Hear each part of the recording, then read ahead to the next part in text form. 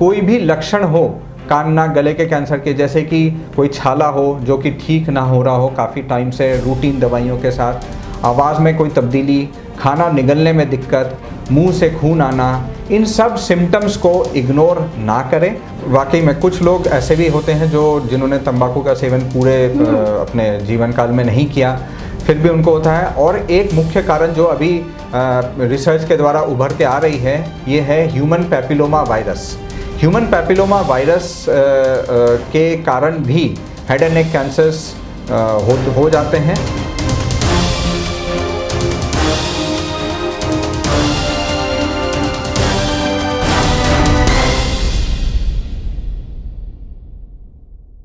नमस्कार, नेशनल खबर का खास हेल्थ प्रोग्राम देख रहे हैं आप और आपके साथ मैं हूं भारती बघेल। कैंसर का नाम सुनते ही लोगों की जिंदगी थम सी जाती है, लेकिन उसी जिंदगी को दोबारा एक आस दिलाने के लिए आज हम आप सभी के सामने आए हैं। आज हमारे साथ एक ऐसी शख्सियत मौजूद है जिनसे मिलने के बाद हम गारंटी देते हैं कि आपको जिंदगी जीने का फिर से एक विश्वास पैदा होगा। वो शख्सियत हमारे साथ हैं, तो सबसे पहले तो सर आपका बहुत बहुत स्वागत है नेशनल खबर पर। Thank you Bharti. और क्योंकि आप नए हैं इसलिए हम चाहेंगे कि आप अपना परिचय हमारे दर्शकों को दें। मैं डॉक्टर रजत साहा एक कैंसर विशेषज्ञ हूं और मैक्स हॉस्पिटल पटपड़गंज एवं वैशाली में प्रैक्टिस करता हूं पिछले 8 से 9 साल से। सर मेरा पहला सवाल आपसे यही है कि आज हम कैंसर पे बात कर रहे हैं और उसमें भी हम हेड एंड नेक कैंसर पे बात कर रहे हैं, तो ये क्या होता है? Head and neck cancer Bharat में नंबर 1 कैंसर माना जाता है। बहुत ही प्रेवलेंट है, बहुत ही कॉमन है। पुरुषों में नंबर 1 कैंसर है और महिलाओं में नंबर 2 या नंबर 3 में आता है। ये किस वजह से होता है?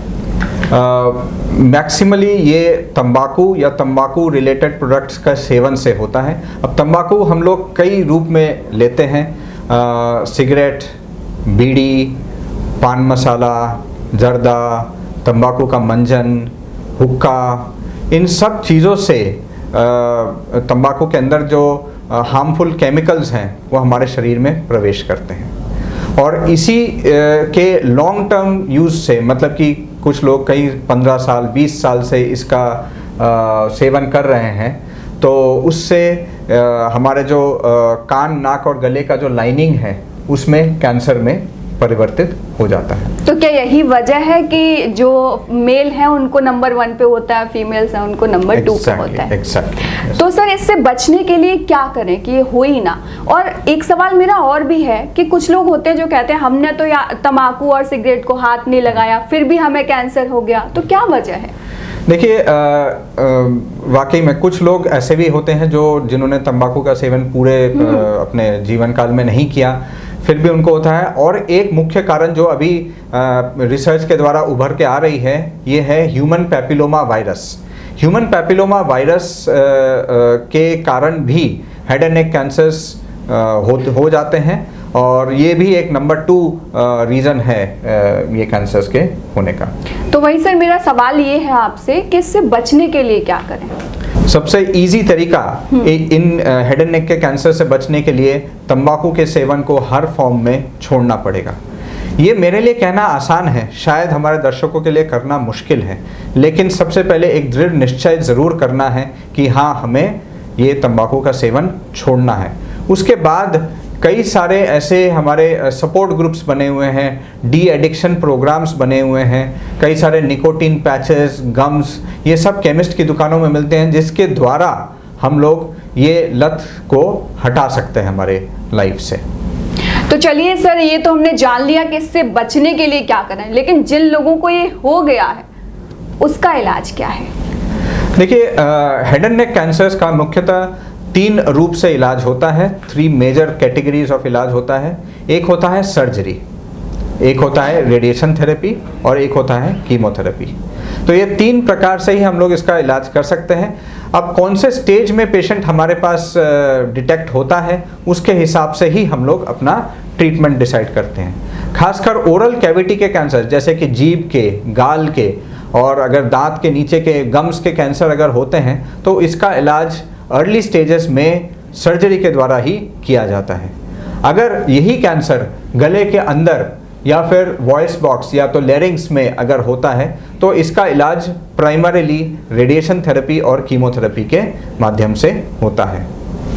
सर, एक सवाल मेरा ये भी है और आखिरी सवाल है कि जब भी कैंसर का नाम आता है तो लोगों के दिमाग में आ जाता है ऑपरेशन, तो वो कौन सी स्टेज होती है जहां पर जाके ऑपरेशन कराना ही कराना है? हम कब तक ऑपरेशन से बच सकते हैं?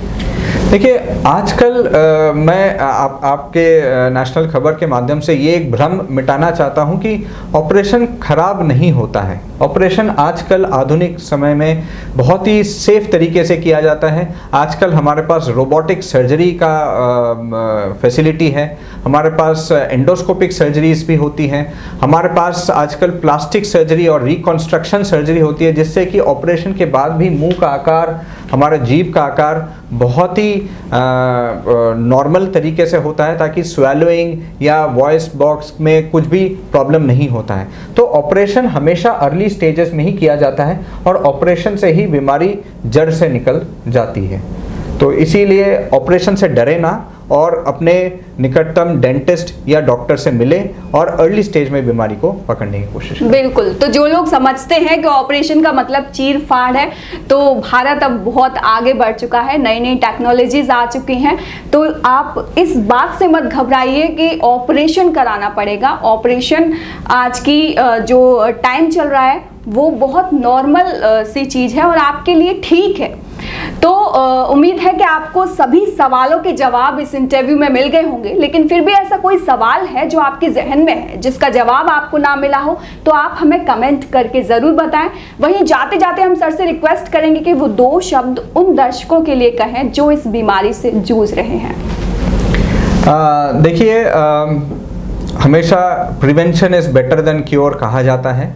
तो मैं आपके चैनल के माध्यम से अपने दर्शकों को यही मैसेज पहुंचाना चाहता हूं कि अगर आपके भाई, पिताजी या आपके परिवार में कोई भी तंबाकू का और अल्कोहल का सेवन बहुत ज़्यादा मात्रा में कर रहे हों तो उसको हमें काउंसलिंग करके रोकना चाहिए, क्योंकि तंबाकू का कोई भी फ़ायदा हमारे लाइफ में नहीं है। और मैं ये भी कहना चाहता हूँ कि तंबाकू केवल कान नाक गले का कैंसर नहीं करता है, लंग का कैंसर, ब्लैडर का कैंसर, पेनक्रियाज का कैंसर, स्टमक का कैंसर, कई सारे और कैंसर्स को उत्पाद देता है। तो इसलिए इसको हमें डेफिनेटली रोकना चाहिए। दूसरा मैसेज मैं ज़रूर देना चाहूँगा कि अगर कोई भी लक्षण हो कान नाक गले के कैंसर के, जैसे कि कोई छाला हो जो कि ठीक ना हो रहा हो काफ़ी टाइम से रूटीन दवाइयों के साथ, आवाज़ में कोई तब्दीली, खाना निगलने में दिक्कत, मुंह से खून आना, इन सब सिम्टम्स को इग्नोर ना करें और तुरंत ही अपने पास के निकटतम डेंटिस्ट या फिर कोई ऑन्कोलॉजी के सर्जन या फिर डॉक्टर से मिले और आगे अपना उपचार करें। बहुत बहुत शुक्रिया सर नेशनल खबर से जुड़ने के लिए। Thank you very much. नमस्कार। फिलहाल के लिए इतना ही, मुझे दीजिए इजाज़त। धन्यवाद।